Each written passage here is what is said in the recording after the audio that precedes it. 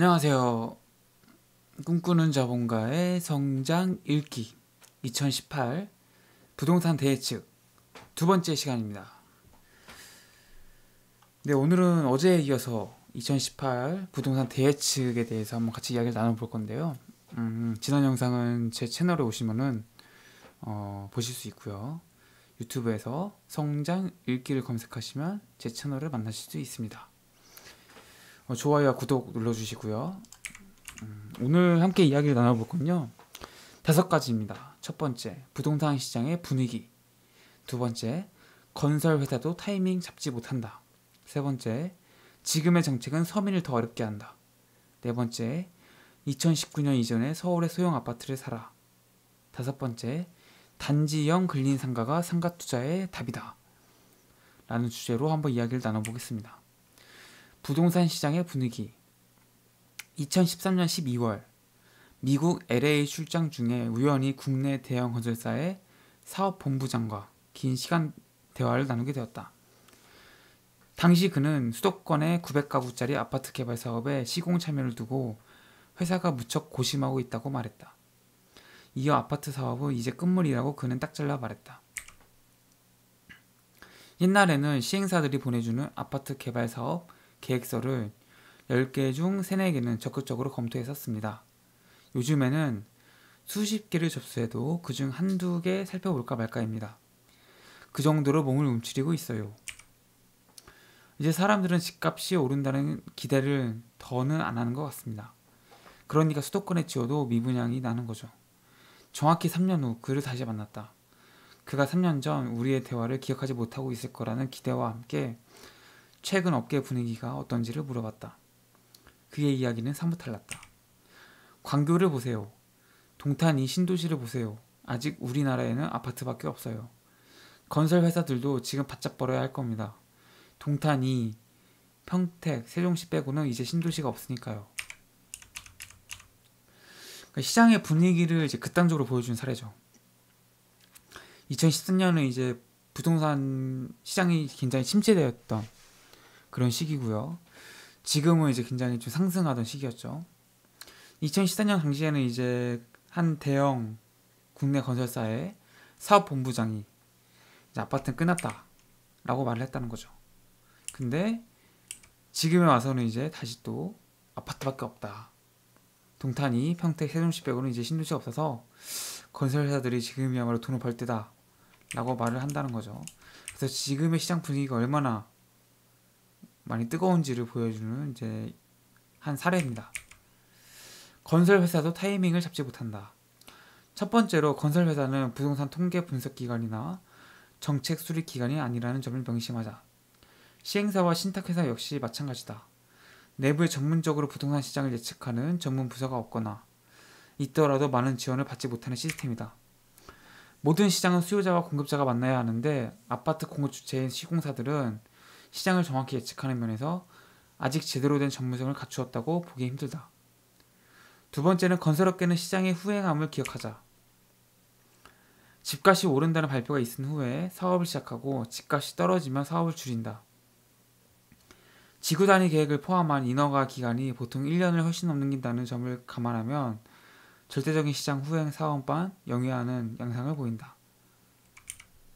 전체 사업기간이 2년 안팎인 오피스텔이나 상가에 비해 사업기간이 길다 보니 시장이 상승 곡선에서 하향 곡선으로 바뀐 순간에도 한동안은 공급량이 떨어지지 않고 유지된다. 이 과정에서 미분양이 발생해 회사의 수익성을 악화시킨다. 반대로 시장이 살아나기 시작했다면 수요자 입장에서 당장 집을 사야겠지만 공급이 즉시 늘어날 수 없기 때문에 물량이 부족해 집값이 크게 오를 수 있다. 최근 국지적으로 서울 지역 집값이 비교적 많이 오르고 있는데 한 가지 이유는 수요자가 원하는 지역에 원하는 만큼의 주택이 공급되지 못하기 때문이다. 이것은 건설업계가 후행적 시스템으로 운영되고 있기 때문이라고 볼 수 있다.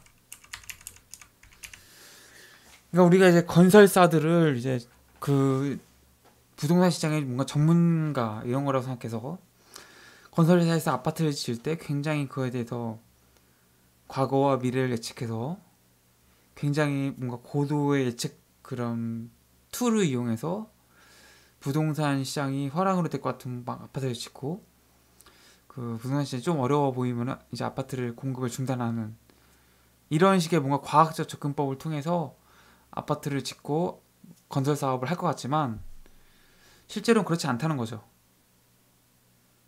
일단은 건설사가 뭐 부동산 연구기관이 아니죠. 부동산 통계를 뭐 분석을 한다거나 뭐 부동산 정책을 수립하는 뭐 그런 식의 뭔가 연구 집단이라든지 조사 기관이 아니라는 겁니다. 그렇기 때문에 전문가가 없다는 거죠. 건설사에는. 건설사는 말 그대로 건축을 해서 먹고 사는 회사이기 때문에 건축을 잘할지언정 그런 부동산 경기를 예측해서 아파트를 짓고 이런 거에 대해서 너무 큰 기대를 하시면 안 된다 라는 겁니다. 그래서 우리나라 건설업계는 아직까지는 그런 부동산 시장에 대한 전문성을 갖춰져 있지 않다. 갖추지 못했다라는 겁니다. 그래서 실제로 또 이제 아파트 같은 거 지금 기본적으로 이제 사업 기간이 뭐 3년 정도 걸리잖아요. 이런 3년 뒤의 시장은 아무도 예측할 수가 없다라는 겁니다. 지금의 시장을 보고서 이제 지금 부동산이 뜨거우면 이제 아파트 더 짓고 아파트 지금 시장이 굉장히 차가우면 이제 아파트 덜 짓는 이런 식으로 이제 아파트를 짓기 때문에 실제 건설사에서 미분양이 처리된 건 굉장히 많죠. 뭐 그래서 건설 회사라고 해서 우리랑 크게 다르지 않다라는 점 기억을 하시면 좋을 것 같습니다. 그래서 건설업계 대부분이 약간의 좀 후행적으로 건설 현장에서 건설을 하고 있기 때문에 너무 건설 회사의 뭔가 그 공급량 이런 정책들을 너무 기대하고 나아가서는 안 된다라는 점 것을 꼭 명심하셨으면 좋겠습니다. 즉 건설 회사들도 우리랑 똑같다. 그들이 필드 플레이어긴 하지만 그들도 크게 미래에 대해서 예측 못하기는 우리와 거의 비슷하다라는 겁니다. 지금의 정책은 서민을 더 어렵게 만든다. 여기까지는 부동산 대책이 발표된 직후 늘상 나오는 부동산 정보 업계를 비롯해 애널리스트들이 쉽게 던질 수 있는 코멘트들이다. 금융 규제는 서민의 내 집 마련을 어렵게 하는 반면 여유 자금이 풍부한 사람들이 유유히 뛰어놀 수 있는 터전을 만들 여지가 크다. 이미 다주택자들은 5년 버티기에 들어갔고 향후 집값이 현재의 낮은 상승세를 모두 끌어안고 크게 오를 때를 대비해 저렴할 때 사두자는 식의 신아파트 가치 투자는 더욱 기승을 부릴 것이다. 서민 정부를 표방하는 새 정부가 과연 이것을 모를까? 발표만 하고 구체적인 기준조차 밝히지 못한 걸 보면 스스로 뭔가 찜찜하기는 한 모양이다. 그러니까 지금 이제 문재인 정부 정책에서 굉장히 그 부동산 보유세라든지 이런 거를 높이면서 부동산 가격 상승을 억제하고 있죠. 그래서 부동산 가격 상승을 억제하는 이것 자체가 이제 서민들을 위해서 아파트 가격을 뭔가 좀 억누르는 서민 정책이라고 생각하시는 분들이 많습니다. 하지만 지금의 정책들이 오히려 서민을 더 못 살게 하는 더 어렵게 만드는 정책이라는 것입니다. 왜 그러냐 하면은 일단은 금융 규제 하잖아요. 대출 규제 막 하죠. 금융 규제하고 대출 규제 하면은 내가 돈이 없으면 아파트 살 수가 없게 되죠. 왜냐면 대출이 안 나오니까. 그러면은 결국 돈 있는 사람은 아파트 사라는 얘기인데 돈 있는 사람이 서민이 아니잖아요. 돈 없는 사람이 서민이지. 즉 서민이 아파트를 살 수 있는 하나의 길을 막았다라는 겁니다. 이게 첫 번째고요. 두 번째, 그리고 이미 주택을 많이 보유하신 분들은 이제 문재인 정부가 끝나기 기다리고 있죠. 버티고 있습니다. 그냥 문재인 정부가 이제 뭐 언젠가 끝나는 거 아니겠습니까? 그러니까 그냥 버티는 겁니다. 뭐 정권이 바뀌면 또 부동산 상승 정책을 또 쓰겠죠. 그러니까 5년 버티기에 들어간 거죠. 5년 버티기에. 그리고 또한 이제 지금 아파트 가격을 막 억누르고 있잖아요. 그러니까 나중에 이 억눌렀던 것들이 터지면은 아주 급상승이 나타날 가능성이 높습니다. 그래서 지금 이렇게 억누를 때 사놓자는 이제 그런 식의 신가치 투자 이런 식의 투자가 이루어지고 있다는 겁니다. 근데 아까도 말씀드렸지만 아파트를 돈 없는 사람이 살 수가 없어요. 대출이 안 되니까. 그리고 돈 있는 사람들은 지금 아파트를 다 매입을 하고 있고 5년 버티기 들어가서 나중에 이제 억눌러왔던 그런 가격들이 급상승을 하게 되면은 결국 지금 돈 아파트 산 사람들 결국 돈 있는 사람들만 더 큰 돈을 버는 그런 식의 결과가 나올 가능성이 크다라는 것입니다. 그래서 이 부분에 대해서 굉장히 많이 우려를 하고 있고, 실제로 많은 다주택자들이 그냥 버티게 들어갔습니다. 물건 내놓지 않고 있죠. 2019년 이전에 서울 소형 아파트를 사라. 오히려 2018년에는 규제 중심의 정책 기조는 분명하나 세부 실행 과정에서 우왕좌왕할 것이 뻔한 상황일 것이다. 때문에 무리하게 고가 주택을 사기보다 도심이나 신도시의 소형 아파트를 찾는 비율이 훨씬 더 높을 것으로 보인다. 이어 2018년 하반기부터 서울을 중심으로 아파트 가격이 큰 폭으로 오를 것이고, 그때 역세권이나 우수합군 지역의 소형 아파트가 가격 상승을 이끌 가능성이 매우 높다. 금리 상승이 예상되지만 이미 1%대 초저금리 시대에 접어든 우리나라에서도 해외 주요국 경제 수도에서 일제히 집값이 11%가 올랐던 사례처럼 한순간에 급등할 시기가 올 것이다. 그 시기를 필자는 2019년으로 보고 있다. 그때가 되면 서울의 소형 아파트는 찾아보기 힘든 상태가 될 것이다. 여기서 이 책의 저자가 이제 예언을 하나 합니다. 지금 2018년에 규제 중심의 정책을 계속 피고 있죠. 그래서 보유세 계속 보유세 인상하고 있고, 뭐 이런 다양한 정책들 계속 말이 나오고 있고 하고 있습니다. 이미 양도세도 중과세를 때리고 있고. 이 책의 저자는 결국 서울의 소형 아파트를 사라는 겁니다. 무리하게 고가 주택 사지 말고 서울의 소형 아파트는 가격이 저렴하지 않겠습니까? 고가 대형 아파트보다는요. 서울의 고가 소형 아파트를 사라. 2018년 지금 이런 정부의 규제책으로 인해서 가격이 억눌려 있지만 전 세계 다른 나라의 그러니까 다른 나라의 수도를 보면은 해외 주요국 경제 수도에서 일제히 집값이 11%가 올랐다는 거죠. 그러니까 급등했다는 이야기입니다. 가격이. 그래서 지금 막 억누르고 있지만 우리나라도 그런 급등하는 시기가 올 것이고, 이 시기가 바로 2019년이다. 그래서 지금 소형 아파트를 빨리 사야 된다. 이미 초저금리 시대로 들어섰기 때문에 투자할 때가 마땅치 않다라는 거죠. 그럼 결국은 우리는 뭐 이런 현금 유동성들이 부동산으로 흘러갈 가능성이 굉장히 높다라는 거죠. 그럼 흘러간 그런 현금 유동성이 뭐 대형 아파트는 너무 비싸니까 못 가겠죠. 소형 아파트로 갈 수밖에 없다. 소형 아파트가 다른 나라 사례처럼 급등할 가능성이 있다라는 겁니다. 단지형 근린상가가 상가 투자의 답이다. 상가를 알아보고 있다면 우선 단지형 근린상가를 추천한다. 최소 1,500에서 2,000여 배우 세대를 끼고 있으면서 대로변 횡단보도나 버스 정류장 및 코너 자리를 확보하고 있는 상가를 필자는 단지형 근린상가라고 부른다.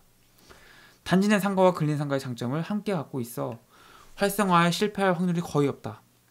테크노밸리 내 업무 지원 시설도 눈여겨볼 만하다. 테크노밸리 내에 위치한 상가는 분양 가격이 1층 기준 2천만 원대로 저렴한 경우가 많다. 특히 직장인을 대상으로 한 음식점이나 문구점, 카페 등은 독점적 가치를 가질 수도 있기 때문에 중장기적 투자처로 적합하다. 지역을 보면 동탄 2 신도시 내 동탄 역세권과 세종시 2-4 생활권, 평택 고덕 신도시, 삼성 산업단지 북단의 먹자 상권을 추천하고 싶다. 위에 언급한 것처럼 이제 신도시 상가를 구경할 시간이 그리 많이 남지 않았다. 선택할 수 있는 지역을 포착한 다음 해당 상권의 3년 후를 그려보고 무엇보다 공급되는 상가의 가격이 적당한지 판단한다면 좋은 상가를 선택할 수 있다. 단지형 근린상가를 사라는 겁니다. 그러니까 상가 투자가 굉장히 어렵습니다. 상가는 잘못 투자하면 상가집 된다는 말이 있죠. 그 정도로 상가는 굉장히 어려운데, 이런 상가 투자 중에서 좀 쉬운 상가 투자가 단지형 근린상가입니다. 단지형 근린상가라는 건 이제 아파트 단지를 끼고 있는 이제 뭐 단지 내 상가 같은 걸 말하는 거죠. 그래서 단지형 근린상가는 이제 아파트의 그 배우 세대들을 끼고 있기 때문에 실패할 가능성이 굉장히 적은 거죠. 특히 대단지 아파트를 끼고 있는 상가 같은 경우에는 뭐 기본적인 시장이 확보가 되어 있기 때문에 크게 실패하지 않을 겁니다. 그래서 이 책의 저자도 단지형 근린상가에 투자를 하라는 겁니다. 단지형 근린상가 같은 경우는 실패할 확률이 거의 없다라는 게 이 저자의 생각이고, 테크노밸리 내 업무 지원 시설도 뭐 생각해 볼 만하다라는 겁니다. 실제로 테크노밸리 내 위치한 상가는 분양 가격이 1층 기준으로 2천만 원대로 저렴한 경우가 많기 때문에 좀 돌아다녀 보시면은 괜찮은 물건들을 찾을 수 있다라는 거죠. 특히 이제 이 책의 저자는 동탄 이신도시 내 동탄 역사권, 세종시 2-4 생활권, 평택 고덕 신도시, 삼성 산업단지, 북단의 먹자 상권을 추천하고 싶다고 이야기하고 있습니다. 그래서 동탄 이신도시 내 동탄 역사권, 세종시 2-4 생활권, 평택 고덕 신도시 내 삼성 산업단지, 북단의 먹자 상권, 이 세 곳을 잘 돌아다니셔서 상가 투자에 관심 있으신 분이라면 상가 투자하셔도 괜찮다라는 게 이 책의 저자의 말입니다.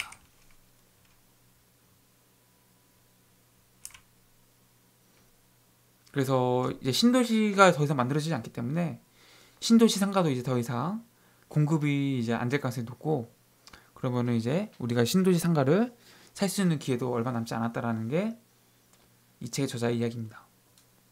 그래서 공급되는 상가의 가격이 적정한지 잘 따져보시고 이 상가의 3년 뒤, 5년 뒤의 모습을 상상하시면서 고르시면은 좋은 투자가 될 수 있다라는 것입니다.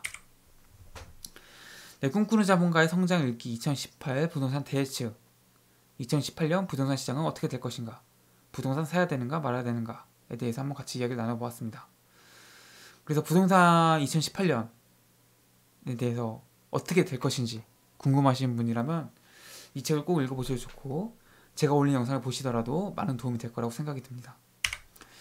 네, 꿈꾸는 자본가의 성장 읽기는 월화수목금토일 매일매일 새로운 영상이 업데이트되고 있고요. 경제적 자유, 자기개발, 성장에 대한 모든 것을 함께 나누고 있습니다.